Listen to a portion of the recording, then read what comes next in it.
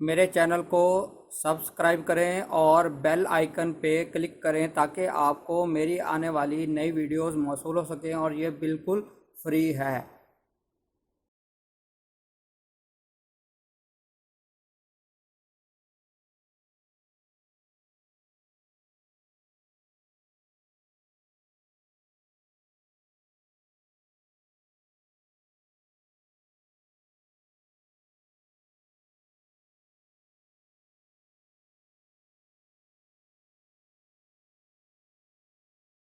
بسم اللہ الرحمن الرحیم۔ میرا نام ہے ڈاکٹر مظہر وارث، اور آج ہم شروع کریں گے 10واں برج جدی، جس کو کیپریکون کہا جاتا ہے، اور اس کا ستارہ ظہر ہوتا ہے۔ تو برج جدی والے جو افراد ہیں اس وقت، ان کے لیے جولائی کے اندر کیا چیزیں نظر آ رہی ہیں؟ جو سب سے اہم چیز ہے ان کی کہ 16 اور 17 جولائی کو ان کے درمیان میں چاند گرہن لگ رہا ہے، اور وہ برج جدی میں لگ رہا ہے۔ برج جدی کی جو پوزیشن ہے وہ اس وقت بہت زیادہ ڈسٹرب نظر آ رہی ہے، یعنی کہ ہیلتھ کے حوالے سے، زندگی کے حوالے سے، اور ان کی میرج اور بزنس کے حوالے سے یہ چیزیں بہت زیادہ افیکٹڈ نظر آ رہی ہیں۔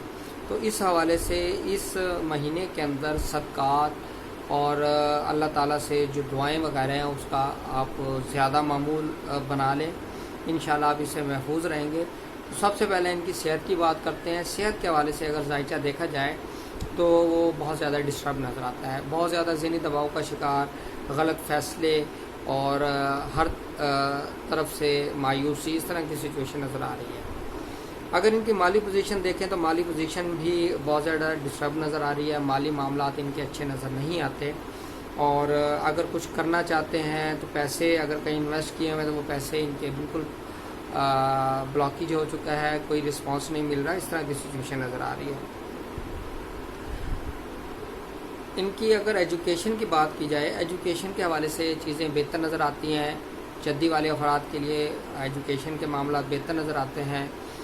اور اگر میں ان کی اولاد کی بات کروں، اولاد کے حوالے سے یہ مہینہ بہتر نظر آتا ہے، اولاد کی خوشخبری سننے کو مل سکتی ہے۔ اور محبوب کے حوالے سے اگر بات کریں تو محبوب کے ساتھ تعلقات بہتر رہیں گے، بلکہ ان کی محبت کی شادی ہوتی ہوئی نظر آ رہی ہے۔